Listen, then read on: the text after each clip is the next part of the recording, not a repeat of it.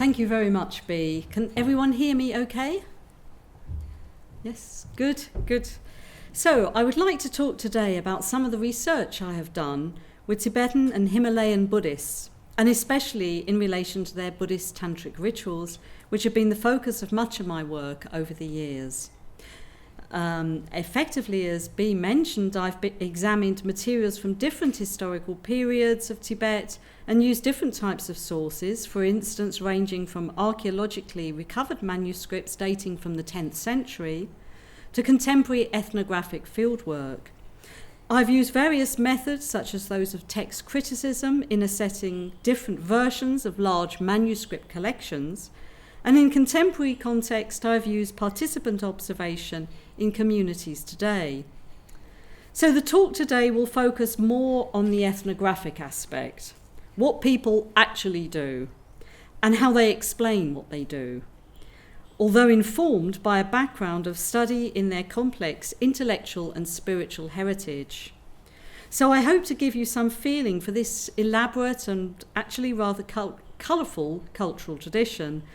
My connection with INCISE at Christchurch particularly comes under the heading of religion and healing, so I will draw on ritual practices which are thought to bring longevity and or to help with healing. And I will make some attempt, I'm not sure whether I'm very successful with that, but at least I'll make some attempt to bring out aspects of these practices which may provide some food for thought for us here. So briefly, to introduce the groups of Buddhists I will mainly draw my examples from. They are part of a connected community under the direction of one Lama from eastern Bhutan, Lama Khunsang Dorje, with one monastery in Kalimpong in West Bengal and one temple in Gelugpa in southern Bhutan. They follow the Dudjom tradition of Tibetan Buddhism, with several of the senior lamas having been personal students of the late Dudjom Rinpoche. Dudjom Rinpoche took control of the Jangsa monastery in Kalimpong after he came into exile in India, and he appointed Lama Khunsang's father as the head Lama. Lama Khunsang had taken over after his father had passed away, and he later founded a further temple, or Datsang, which actually implies a college, in southern Bhutan.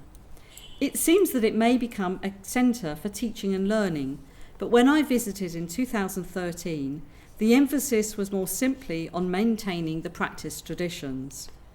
When major events are to take place, monks can move from one of the temples to the other, so there is no sharp division between the two temple groups.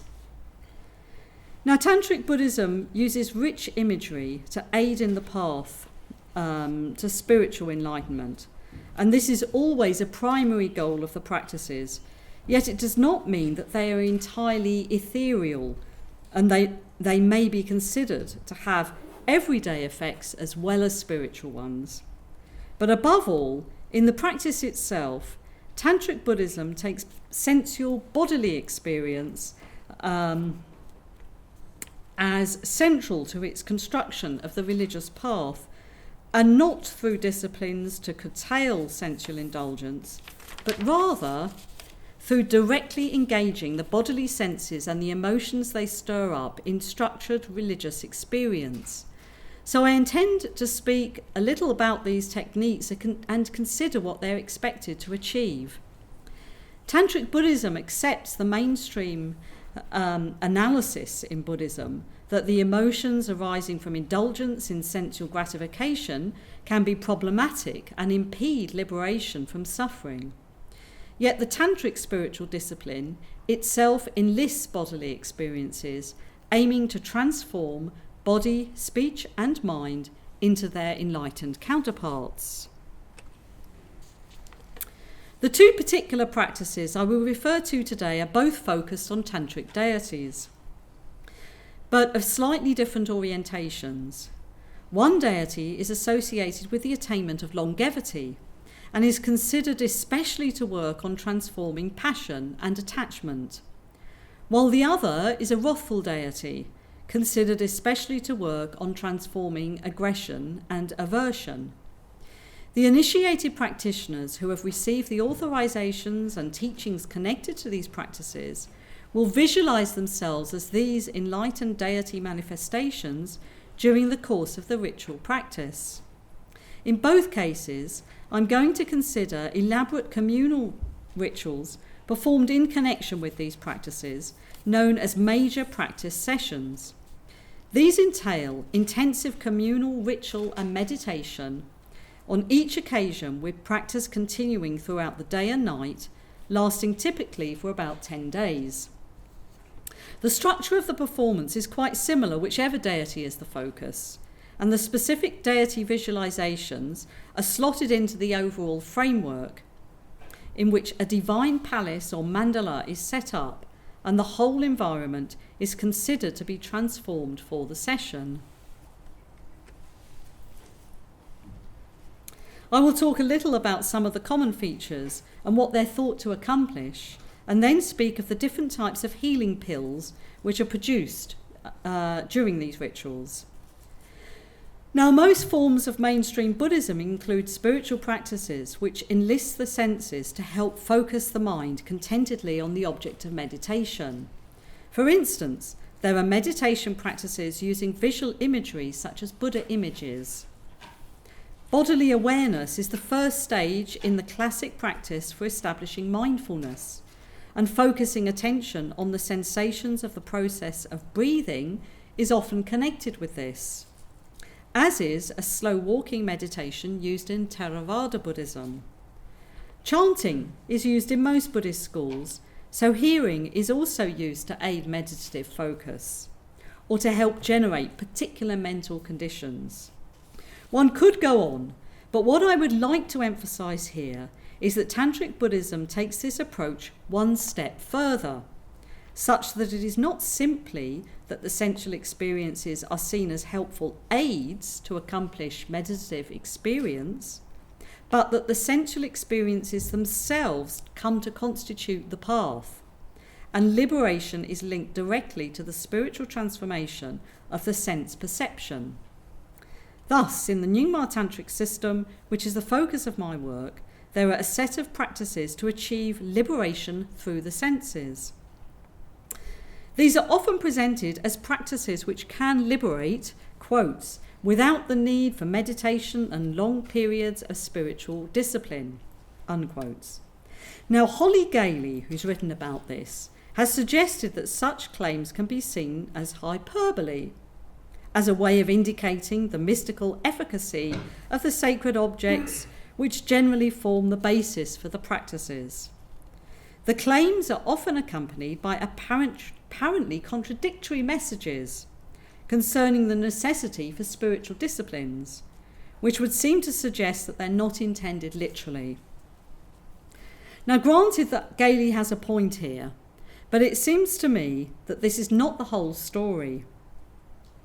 Because the sensual process itself can directly restructure the mental state, so it is considered able to serve as a route to liberation, which may constitute a genuine and effective alternative to mental disciplines. The apparent paradox of juxtaposing sensual liberation with techniques of ethical and spiritual disciplines is in part to do with the principle that it's only through long preparation and familiarization with a practice that it becomes natural and automatic, and in part to do with different perspectives from the viewpoints of meditation adepts and ordinary folk. So I would like to take these separately. The first point relates to the inner tantric view that Buddhahood is not somewhere else, nor does it need to be developed. In Mahayana Buddhist doctrine, both ordinary existence and unconditioned existence, that is, nirvana or liberation, are empty and not different in their true nature. If they are no different, then conditioned existence actually is nirvana, and all the different aspects or phenomena of conditioned existence are really the display of Buddha qualities, if only we could realize this. The point of the spiritual path is not a long process of getting rid of conditioned phenomena and producing enlightened phenomena, but simply a matter of realizing the Buddha nature of all phenomena which is already fully developed. Thus, an important technique in the Nyingma system is known as mindfulness of total purity, in which the practitioner comes to experience all phenomena as pure enlightened qualities. This is not, of course, easy, since the theory goes for the innumerable previous lifetimes deluded habit patterns have become entrenched. So it may take extraordinary spiritual measures practiced over extended periods of time to appreciate the enlightened qualities which have been present all the time. Thus, full-time religious endeavour, which may include retreats lasting several years, is highly valued in this system. Yet there remains the idea that in some admittedly rare cases, it may be possible to wake up to realization simply through an introduction to the powerful tantric methods for directly experiencing the enlightened view, which includes the practices relating to liberation through the senses. But it is only anticipated that such results are at all likely in the special context of an introduction supported by accomplished meditators, themselves supported by the transmissions received from their spiritual mentors and their connection to the spiritual masters of the past. One such context is that of the major practice session. In such a practice session, the meditations and ritualized performances are led by the principal Lama and his team of expert meditators and ritualists, while the larger assembly need not necessarily actively join in. It is enough if they sit receptively and engage their senses, watching the performance, listening to the chanting and music, smelling the incense, touching the ritual implements, and tasting the consecrated pills. Thus they can develop the pure vision of the world as an enlightened mandala. So this brings us to the second issue of contrasting ways in which different groups will experience the practices. The innermost core group of meditation adepts and experienced ritualists are primarily responsible for conducting the symbolic transformations of the temple environment, systematically conjuring up the mandala or circle of wisdom manifestations through the meditative and ritual creation of the celestial palace, reflecting an enlightened environment with its special qualities and its inhabitants who are the enlightened deities or Buddha manifestations. The three-dimensional mandala within the temple is constructed and adorned on the first day of the practice, and it becomes the focus of the repeated consecrations through which the wisdom deities are visualized to descend and to remain present throughout the period. Within the mandala are stored various symbolic articles, as well as specially made items to be consumed, such as medicinal pills and liquids. These are called the substances of accomplishment, and they are repeatedly charged with wisdom consecrations throughout the practice session. At the end of the period, they are removed and the entire congregation has the consecrations bestowed upon them. The articles are put on the head or another part of the body, so that each person is touched by the sacred items, and the consumables are eaten and drunk. This is an inner tantric practice, which means that the visualizations of deities outside, entering the outer material mandala, is dependent on the practitioner's meditation that they are themselves the wisdom deities emanating from the wisdom display outside. For the main members of the team, the head lama and other accomplished lamas, along with the expert ritualists playing key roles in the performance, the visual imagery, recitations and music, and other sense objects are all part of the communal practice supporting their meditation. A larger circle of what we might call active participants are also considered part of the team of practitioners. This group will consist of monks familiar with the ritual liturgies or trained in playing the various musical instruments which accompany the specific ritual sequences, or in some other aspects of the ritual performance, such as the costumed dances, many of which require young, energetic performers. Recitations of the liturgy will involve most of the group for much of the time, but there will also be a division of labour so that different tasks can be accomplished appropriately at the same time.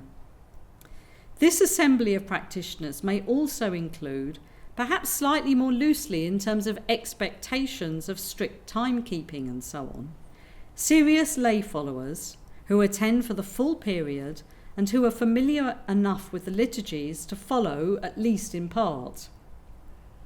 Together with the inner group of key lamas, these practitioners make up the major practice session assembly, and they are considered to be working together and sharing in the spiritual accomplishments. They need not, however, all understand the meditative visualizations or the conceptual explanations of all aspects of the performance. Many of the younger monks may have learnt the liturgies and how to chant them, but may not have received teachings on their meanings. The youngest monks may not be very familiar even with the liturgies, but may have learnt at which points they need to bang the drum or blow the trumpet.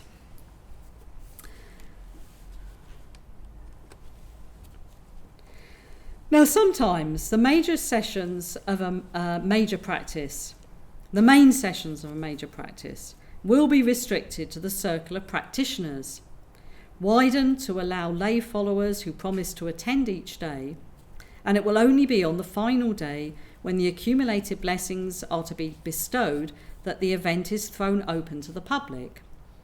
However, often there is no such restriction, and people may be allowed to attend whenever they wish, so that there are generally significant numbers present, and this may rise to thousands on the final day.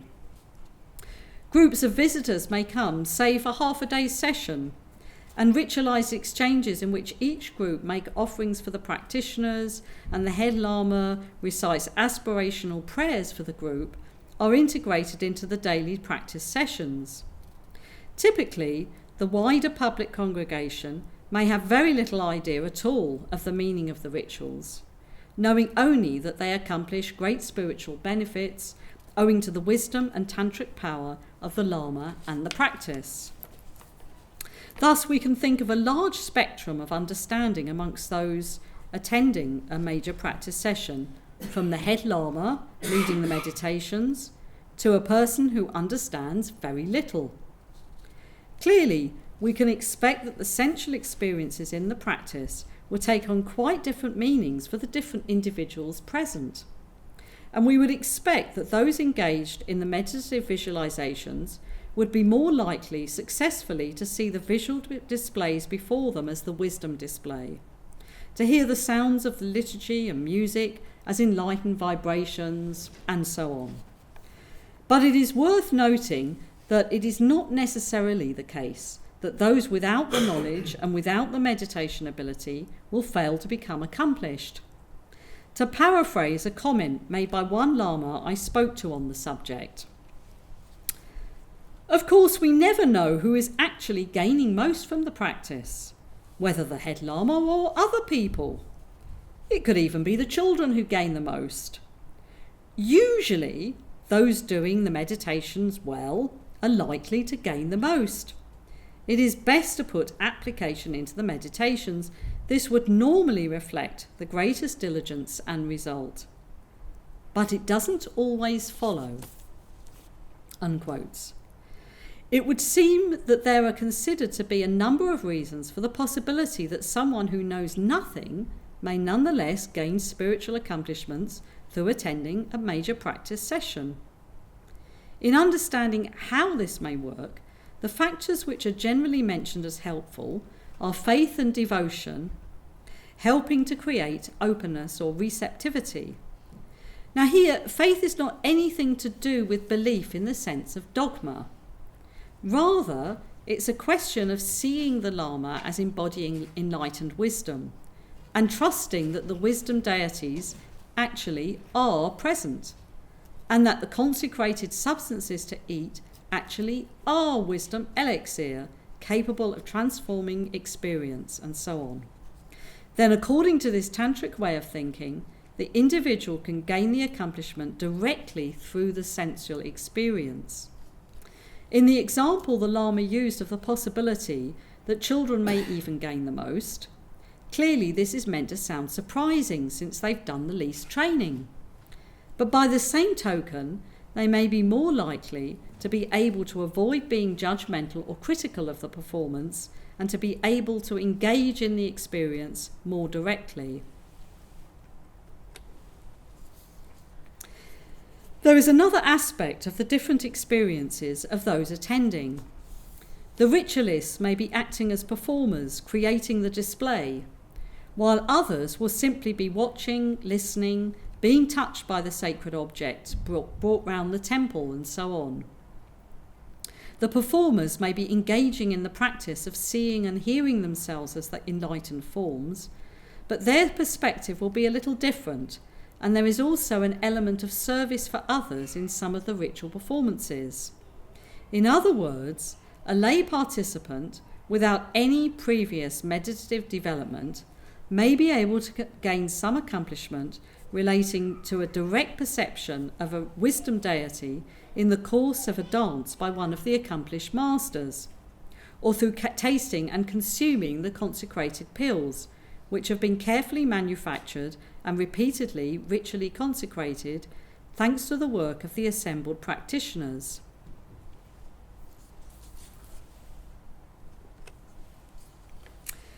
It is also worth noting that the rituals involve considerable artisanship and active physical work in advance of, during, and even after the session, the making and decoration of complex sculptures, the construction of the mandala, including the artistically detailed two-dimensional mandala made from coloured sands, which can take several days to prepare, as well as preparing the many other mandala features, the ritual items, the offerings, the mixing of medicinal substances, and further work on them to make pills and so on, not to mention practice of the dance movements and sequences. All this means that for the practitioners, the hard work during a major practice session is almost continuous, especially considering that those monks who are not acting in one of the key ritualist roles are likely to be on a rota for nighttime practice sessions, since the practice in the temple continues day and night. In fact, in a sense, the actual meditations and visualizations, although crucially important for the head lama, on whom the whole practice is thought to depend, and also necessary for the small group of senior lamas present, are for many of the practitioners a desirable but voluntary addition to the main business of performing the ritual actions correctly. The emphasis is on all participants helping by effectively performing their role, whether it be preparing new sets of offerings, intoning the liturgies, performing the ritual actions, making and distributing tea, clearing up or rearranging the temple, and so on. It is diligence in the discipline of cooperating in the group so that the performance as a whole resembles a display of the enlightened mandala, which is seen as crucial in bringing results, and the results or accomplishments are then received by everyone. Buddhism is not as individualistic as is sometimes assumed on the basis that it is a religion which stresses the person's own experience. All forms of Buddhism stress community, the community of monastics, as well as the wider community of both monastics and their sponsors and followers. In Tantric Buddhism, community is defined by the concept of samaya, or the sacred bond, between the Lama, the students, and the enlightened vision. This bond is affirmed at the beginning of the major practice session and reaffirmed at the end, when a ritual aspiration is made, linking everyone present and anticipating the bond continuing until the group should be enlightened together.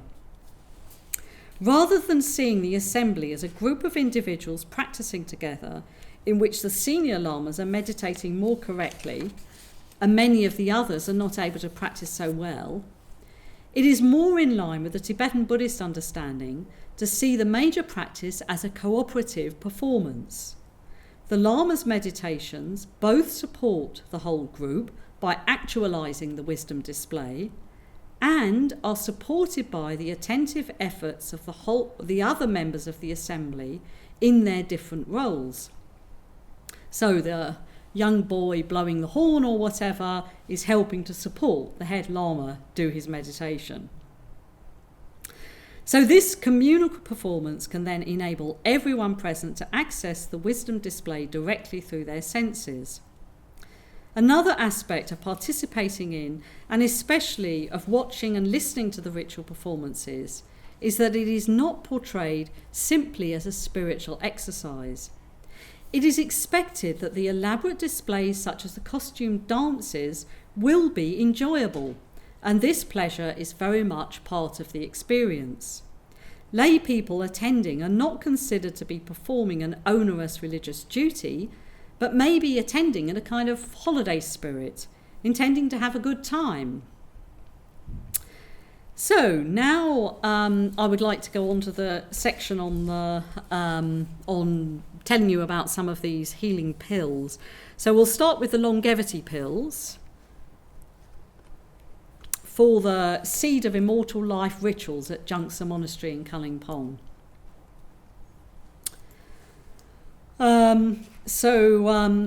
In this particular practice, I attended with Professor Jeffrey Samuel when we were involved in a funded research project at the University of Cardiff, and we conducted fieldwork together in spring 2009.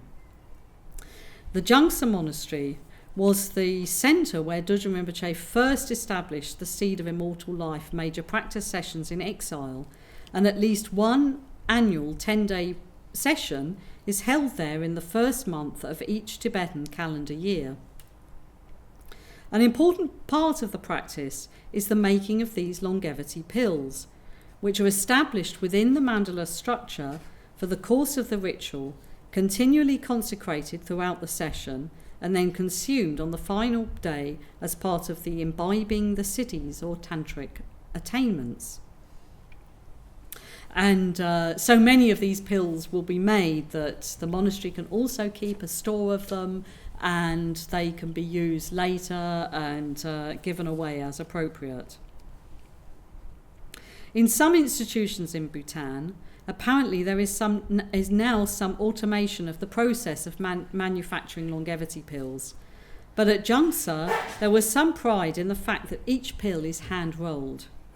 These pills are made according to the recipe outlined in Dudjom Rinpoche's text on the ritual practice framework, and in line with the practice established under Dudjom Rinpoche's guidance at Jungsa. It was clear that care is taken to ensure the correct substances are included and that they are made properly. Some of the medicinal powders needed are expensive, especially in the quantities used, so there is an alternative recipe which still includes small quantities of key ingredients but uses a basic dough mix. The dough-based pills do not last anywhere near as long as the medicinal powders, but they are only made at Jungsa when there's insufficient sponsorship for the medicinal powder pills. The pill preparation is under the close supervision of Dudjom Rinpoche's main master of ceremonies for those early years, Lama Jamyang, who remains at Jungsa as the senior master of ceremonies. At the first stage of the process, the head Lama himself prepared the vital, concentrated Dharma medicinal pills deriving from the previous practice of the great lamas of the lineage. These sacred pills, fairly small amount of them, as you can see in the photo on the top left, were infused together with small quantities of a few other key ingredients in a small bowl with hot water. Meanwhile, the medicinal powders which form the basis of the mix and the numerous other ingredients were collected up, with Lama Jamyang presiding over the proceedings. The initial mixing took place in the head Lama's personal apartment, involving only 4 key practitioners. The powders were mixed with liquid ingredients, and the prepared sacred pill infusion was added gradually, dispersed throughout the mix. At the end of the session, the mixture was wrapped up in plastic sheeting and left overnight.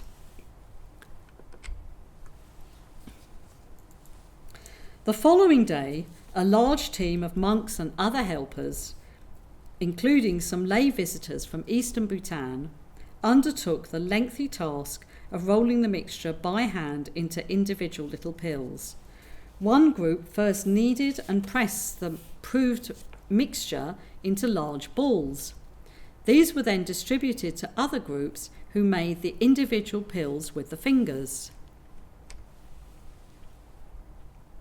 Plates of completed pills were then collected, and pills were laid out on large sheets to dry out.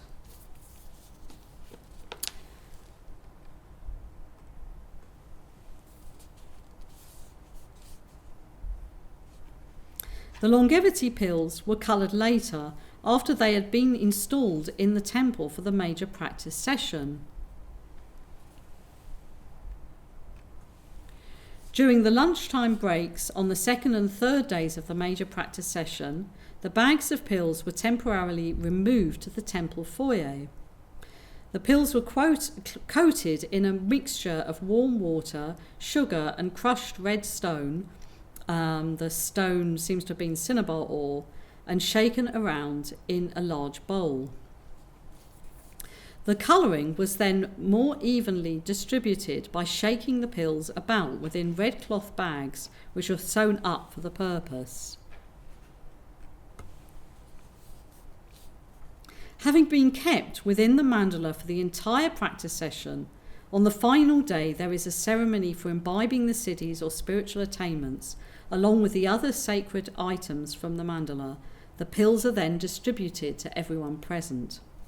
Their consumption enables all the participants, and even those who have only been able to attend on the final day, to partake of the blessings of the whole event. These pills are considered to extend one's lifespan, to nurture the life force, and to promote health.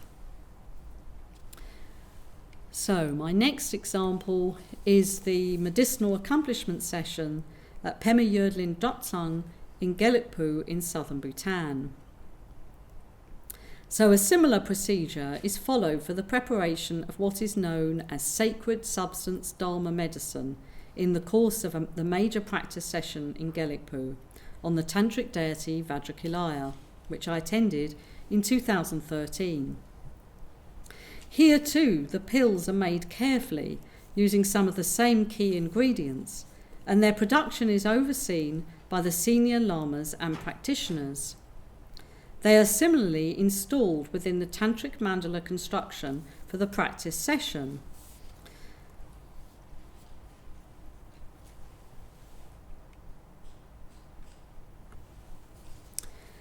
The tantric meditations focus on bringing down consecrations into the substances, and they're ceremonially brought down on the final day and distributed as the bestowal of blessings at the end. However, in this case, the procedure is more elaborate, and even the arrangement and compounding of the substances is integrated into the tantric ritual itself. Thus, in the first half of the major practice session, the focus is on the raw, unground ingredients. Given the quantities made, only a small amount of the substances are actually left unground. It would just be impossible to grind everything up halfway through the ritual. A mix of ready prepared medicinal powders is placed in a large sack which is installed at the bottom of the mandala, while small quantities of unground medicine pieces are kept in a large bowl placed at the top of the mandala. They are arranged in the bowl in accordance with the medicinal accomplishment text, which specifies 5 groups of specific ingredients positioned separately in the centre and the 4 cardinal directions, with additional substances in the intermediate directions. Besides the special treatment of the medicines in the purificatory rite before their installation in the mandala, and the ceremonial placement of the bowl at the top of the mandala, additional sections of recitations from the medicinal accomplishment text are added to every session, describing visualizations through which the substances are transformed into elixir.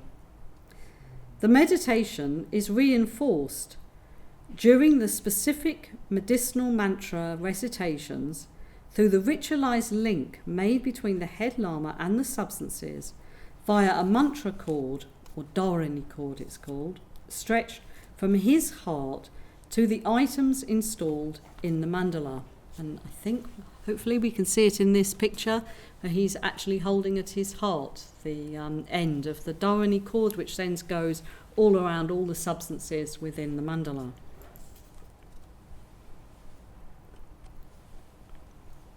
Halfway through the period, on day 4 of the main days, which is day 5, including the preparatory day, the bowl of unground ingredients is taken down and the substances are ceremonially ground up and mixed by the principal lamas. So that's still part of the whole session. As you can see here, the head lama at the bottom left and bottom right as well, actually doing the grinding.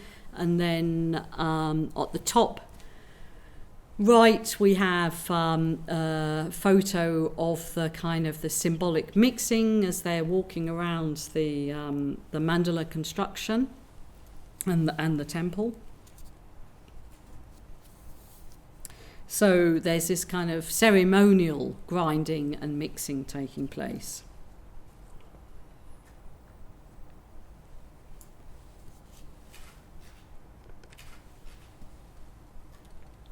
Then during the lunchtime break, a larger team of practitioners then mix up all the medicinal ingredients. So the sack at the bottom of the mandala is also brought out, and then the now ground up items which might need a bit more work to grind them up further.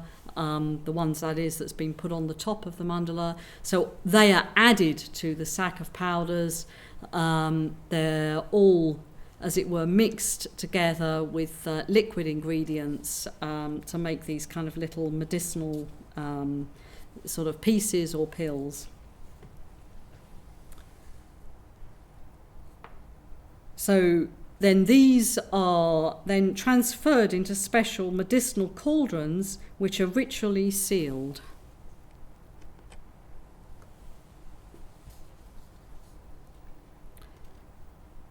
And ceremonially installed within or beside the mandala, connected to it by mantra threads. So at the top here we've got photographs of actually kind of making up the cauldrons, and then establishing, and then at the bottom we can see them established beside the mandala for the sort of ceremonial sealing. And then we perhaps got some pictures here. Yes, I think we've got we see the official kind of sealing, as it were, just by a very small group of key practitioners, and then they are actually installed sort of one of the cauldrons is actually installed right inside the mandala. The other one, which is very large, can't fit in the mandala, but it's connected to it with the dharani cords. And placed right beside it. So then the second half of the ritual focused on the compounded medicines. Here. Right, this is still the... my font has gone a bit funny, but anyway, sorry about that. So we've got the ritual placement of the medicinal containers into the mandala here. And this is, again, there's this kind of ceremony for doing this.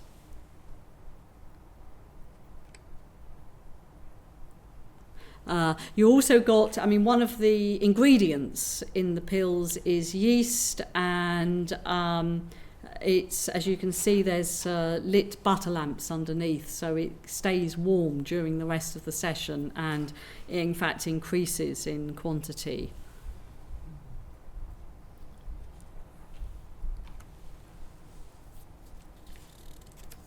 So the second half of the ritual, focused on the compounded medicines, has similar types of visualizations for transforming them into elixir, but each day adds further meditations, enhancing the sense of the medicinal deities consecrating the substances and even themselves dissolving into the medicines. On the final accomplishment day, after the bestowal of the consecrations of the other mandala items, the medicinal container kept in the mandala is offered to the head lama, who receives empowerment through placing it on his head while visualizing the medicinal elixir dissolving into his body. After placing the container onto the heads of the principal lamas, the head lama then recites, and this is such a nice little quote, I thought I would give it to you. By seeing the colour, defilements of the body are purified. Lifespan, merits and youthfulness increase. By smelling the fragrance, defilements of the speech are purified. Capacities blaze up and are mastered. By experiencing the taste, defilements of the mind are purified. Greatly blissful primordial wisdom arises effortlessly. Unquote. So thus we can see that in this case the medicinal pills are not only considered to bestow liberation through taste, but to impact on the other senses as well.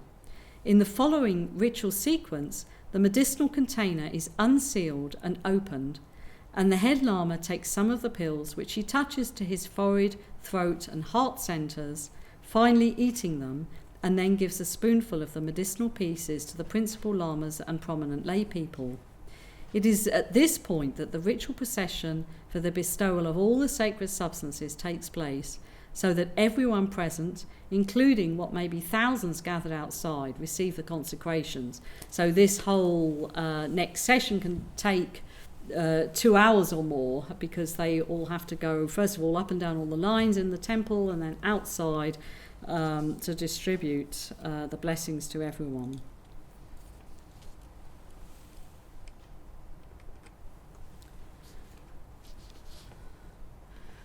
So here's more photographs of the final accomplishment day with the opening of the large medicinal container, kind of emptying it out, and at this stage there's the substances are actually then measured to see whether or not they have nicely increased, and fortunately in this case they had.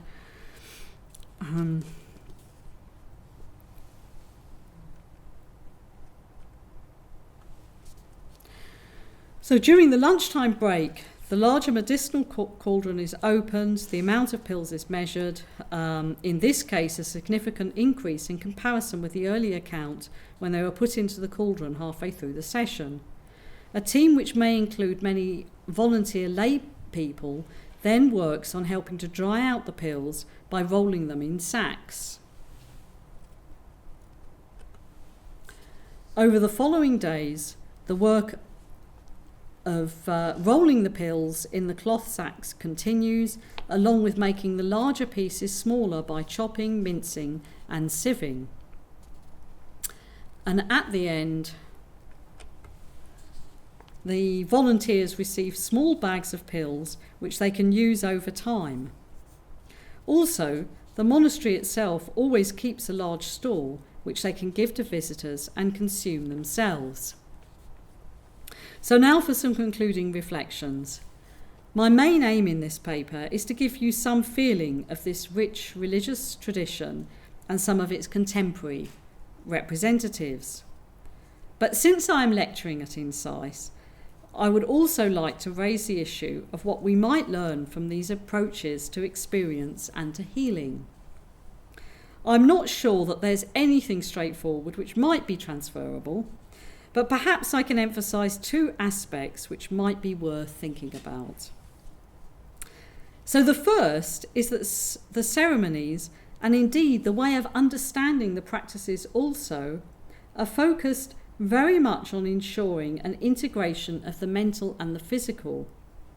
One might even say that the mental and physical dimensions are not distinguished as such.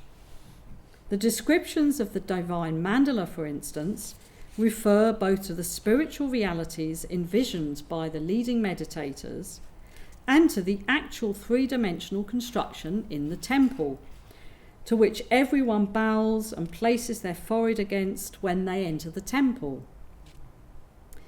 If the consecrated pills constitute some kind of placebos, I have in the past jokingly referred to them as supercharged placebos, since in this case the experience of the consumption of a healing agent is surely enhanced by the experience over several days of the ritual symbolism and elaborate performances explained as bringing down consecrations.